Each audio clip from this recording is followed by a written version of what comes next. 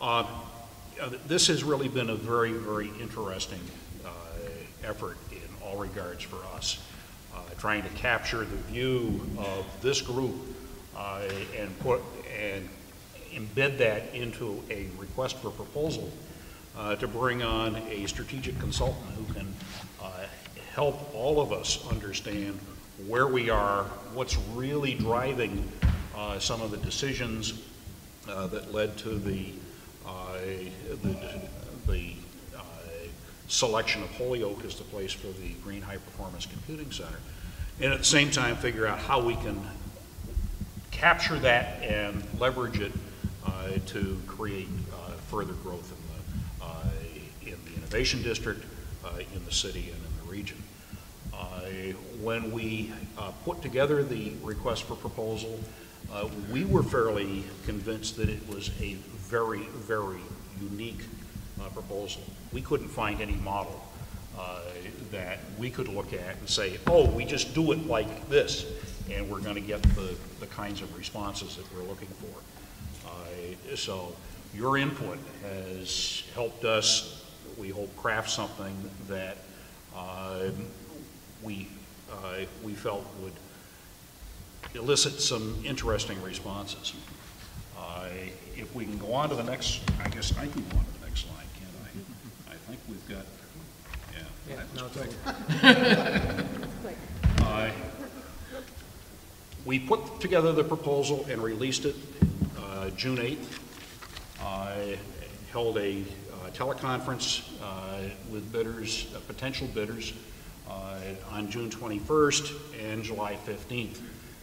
We were able to get 8 proposals to come into us.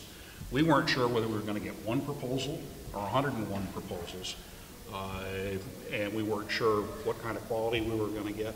We weren't sure whether people would understand what it was that we had interpreted back through the RFP. I've personally only read a couple of the proposals so far, but what I've seen is telling me that, and telling others of us at the Innovation Institute, that people read the RFP. I think we've got a pretty good feeling that they understood what it was that the people around this table were hoping we were going to be able to get to. So at this point, I think we're very, very comfortable that we've got a good group of applicants that we can go through a screening process and reach a comfortable decision.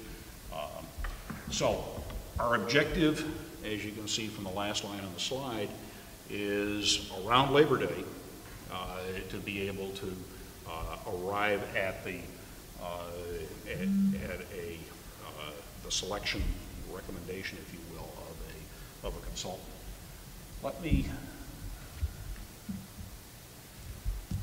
Where do we go from here?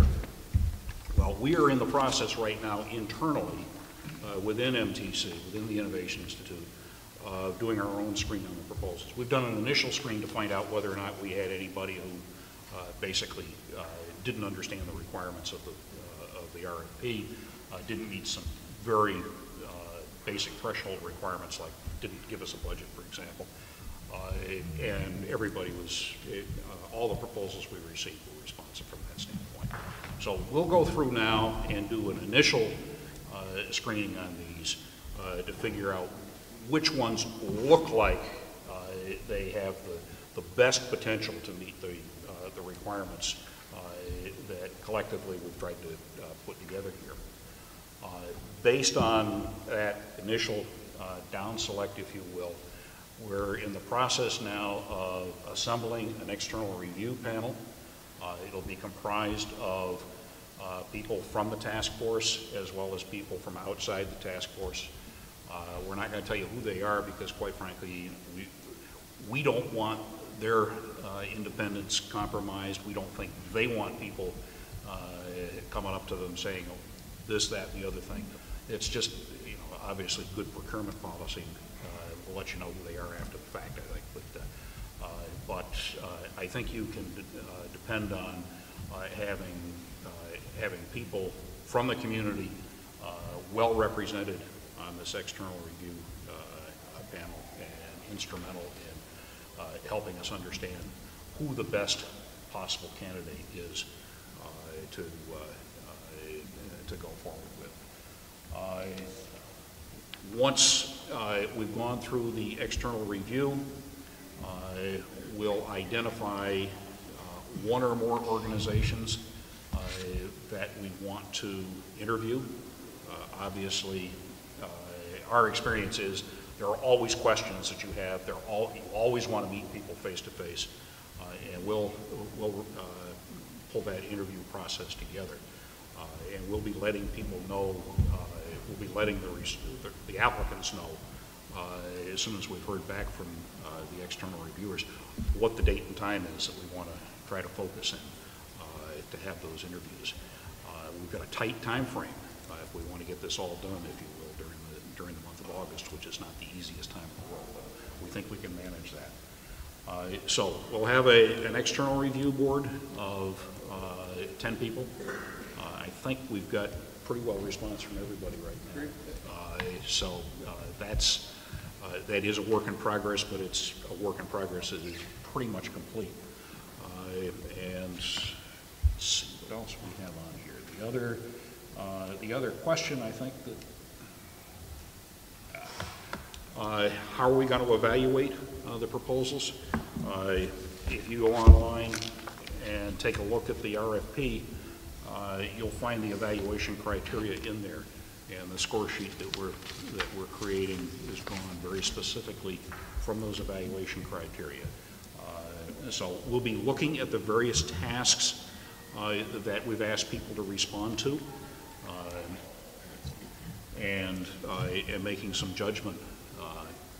The external review team, as well as the Innovation Institute staff in the first sense, will be making some judgment about whether or not the extent to which people understand what's happening, the extent to which they've got a good idea of how they want to proceed, and the extent to which collectively we think they can give us what we're looking for at the end of what will probably be about a 9-month engagement. So I think at that point I'll stop and see if there are any questions. Tim, have I left anything out, or Kathy, that immediately come to your mind? If not, I don't think so. I think one thing to underscore is the external review panel includes task force members. yes. Not to a person, but a large extent. Yep. So that's the connection that we're trying to make sure that there's connection from the very beginning between the consultant entity and this body. The other thing that's worth reinforcing, that first task up there, prioritization of preparatory activities, the first thing that the consultant is going to need to do is to come in here and sit down and explain to this group what their approach is to this and how they expect to interact. And one of the challenges that I think we're going to collectively face over the next 30 to 60 days is how we organize around working with the consultant. There's a lot of information, there's a lot of wisdom and a lot of vision around the table, and we need to understand how to organize effectively to get out the most we can from the consultant.